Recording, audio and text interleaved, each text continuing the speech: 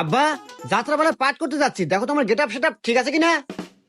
Get up তো ঠিকই আছে বাবা, তা কি পাঠ করবি? আমি তো রাজার পাঠ করবো বাবা, আমাকে কিছু ডায়লগ শিখে দাও। ডায়লগ শিখবি বাবা? আচ্ছা ঠিক আছে, আমি যা যা কই তুই তাই তাই ক।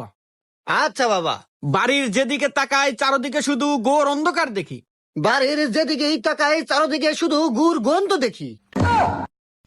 সি সি বাবা, এগুলা কি কস তুই? সে সে বাবা, না কি কইস তুই?